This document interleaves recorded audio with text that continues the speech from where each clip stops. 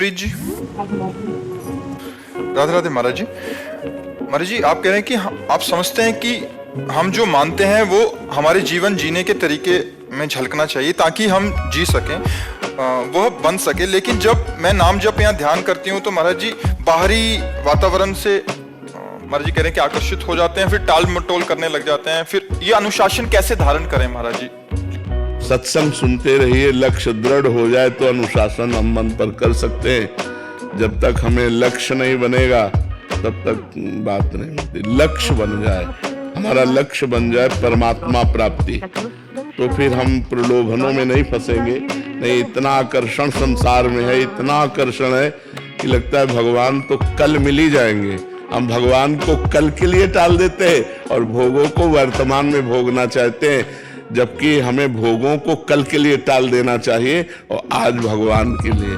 काल करे सो आज कर, आज करे सो अब, पल में परडे होएगी बहुत करोगे कब। तो भगवान को हम इतना सस्ता समझते हैं कि हम कल परसों के लिए टाल देते हैं। और जबकि सोचो, जिसकी कृति में इतना आकर्षण है, प्रकृति है ना, कृति माने रचना, जिसकी रचना में इतना आकर्षण है, वो स्वयं कितना सुंदर होगा, वो स्वयं कितना आकर्षणकारी होगा।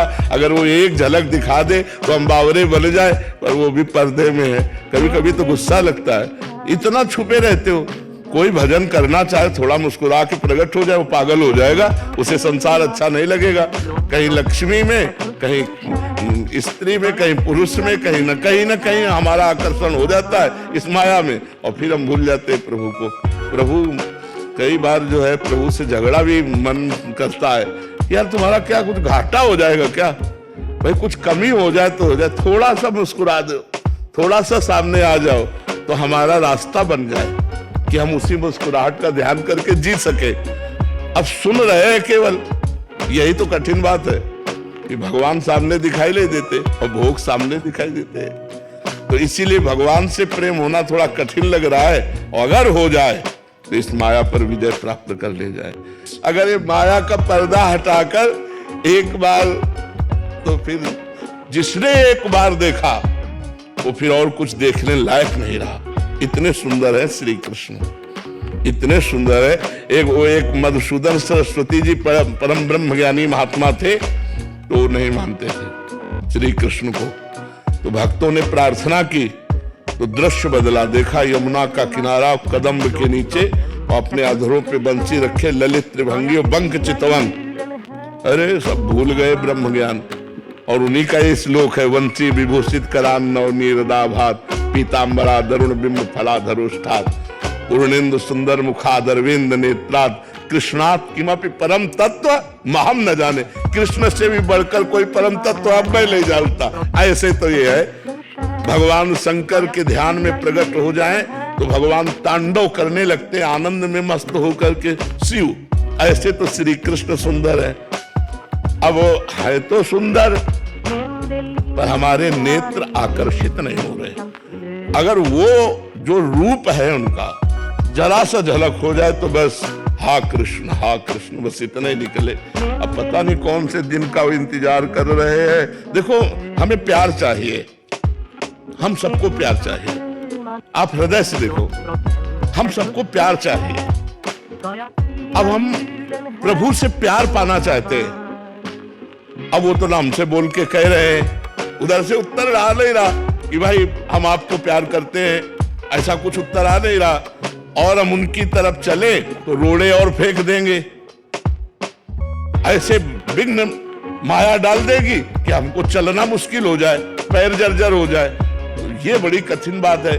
छुप कर पर्दे से वो अपने भक्तों को बहुत प्यार करते हैं, पर पता नहीं इनको पर्दा लगाने की आदत कब हटेगी।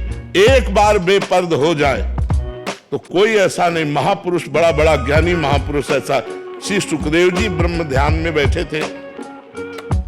भगवान व्यास देव जी जब ये प्रकट होकर चले श्री सुखदेव जी, तो पुकारा, एक बार भी मुड़कर नहीं देखा, व्यास देव जी की तरफ नहीं देखा।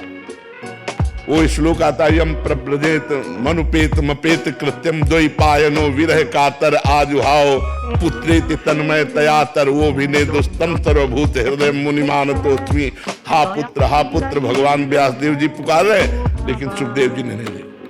अब सोचा कि ऐसे विरक्त परमहंस को श्रीमद् भागवत जरूर यही सच्चे अधिकारी हैं।